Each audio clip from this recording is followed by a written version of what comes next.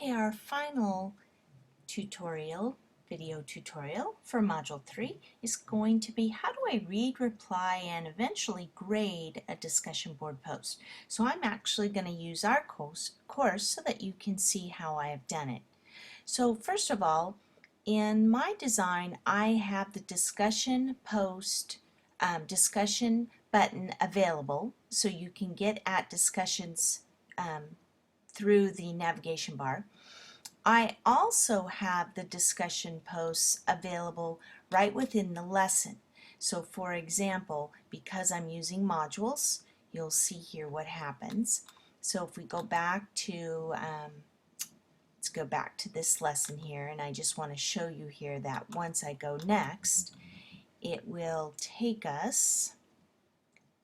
Alrighty, so I talk about blah blah blah, then I go next, and this is actually a discussion board here that you've been asked to participate in. So this is what it looks like for me, the instructor, but I guided you by going next, next, next. If you're not using modules, that's more difficult. So if we click on the word discussions off of the navigation bar, then what you do is you will see the different discussion posts that are available.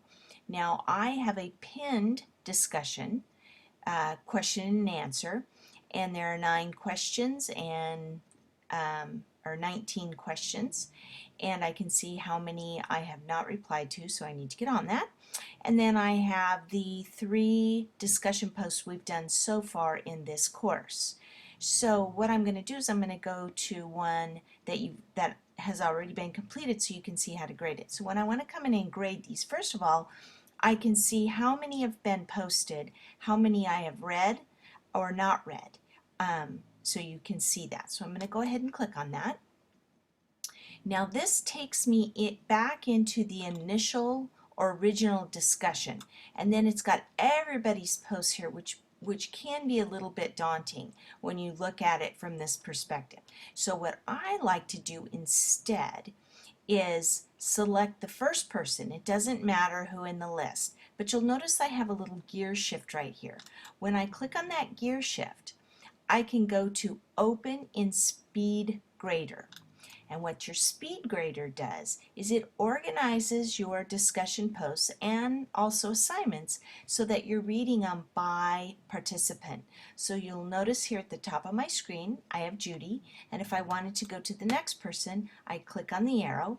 I can grade it, I can add a comment, I can even add a media comment using my webcam.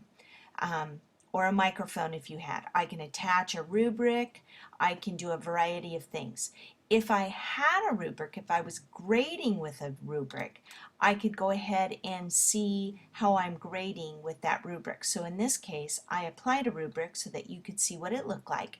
Addresses all the elements. Yeah, she's got 5 points, did a wonderful job. Reflective and well written. Yes, she did that. Description of criteria. Yes, she addressed the question that I was posting, so I would give her all 15. Now in this particular one, you didn't necessarily need to reply back to anybody. If you wanted to, I left it open. I didn't tell you yes or no.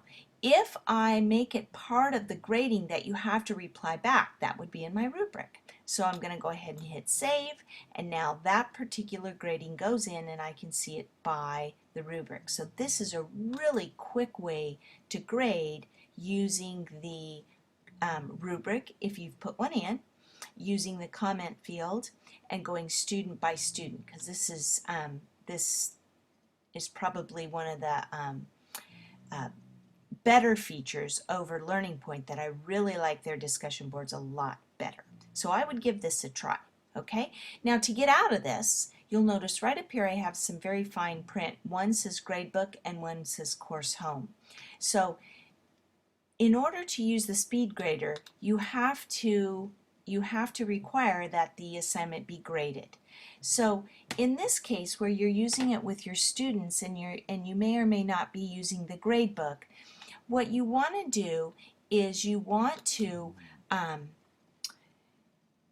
You could just use the gradebook for yourself. You wouldn't necessarily have to show the grades to the student, but it kind of defeats the purpose. So you kind of got to think about what's the purpose, how you're going to play it together, and what are your expectations for the students.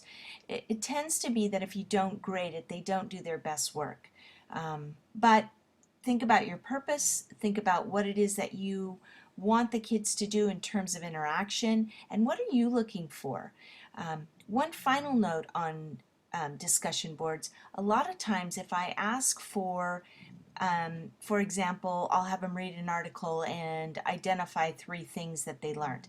I'll take those and I'll post them into something like Wordle, where I can do a word analysis, and then I'll piggyback off of that and have a deeper conversation based on the words that show the most popularity.